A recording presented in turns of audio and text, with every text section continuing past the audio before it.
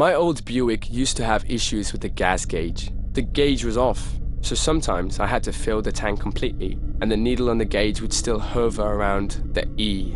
And sometimes, when the tank was running low, the needle would sit around DEF. The needle seemed to decide when it wanted to work or not. Well, one night, after coming back from a vacation and not driving for a week, I guess I'd forgotten how long it had been since I'd filled up the tank, because the car ran out of gas in some quiet road in an even quieter town. I didn't want to call my girlfriend because she lived too far away, and I didn't want to be a bother. I got out from the car and looked around my surroundings. There wasn't much except for trees on either side and a small house sitting atop a hill to the right of my car. So that was my only option to go for help. I went up the hill to the house and rang the bell. It was 9:30, so it wasn't exactly too late to be ringing someone's bell in this kind of scenario. I waited patiently. After a minute, I gave the bell one more ring, but I told myself that would be it. After waiting another minute, I accepted defeat and walked away from the door. As I went down the little walkway, I heard a weird noise that seemed to be coming from the side of the house, like the moaning and distressed breathing of someone in pain. It came from behind a line of bushes. Quite frankly, it didn't feel right snooping over there, so I continued back down the driveway. I did take a look back at the house and noticed a light upstairs was on. Now that wasn't on before, and there was someone standing at the window. I could see their head and shoulders, and they stared for a moment. I expected them to do something, like maybe come to the door, but they didn't move, and it got weird, so I continued back to my car.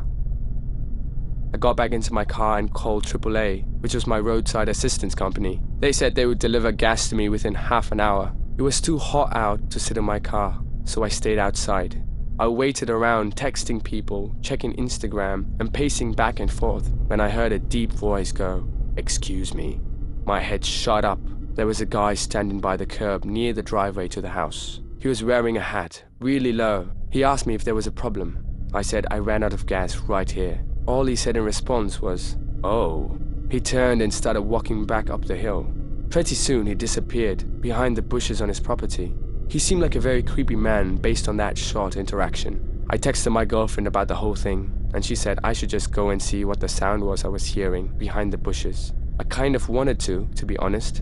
So I snuck through the trees next to the guy's house, up the hill, and went to the side of the house where I heard the noises, and then stopped to listen. There were the moans and breathing again. They were coming from a window.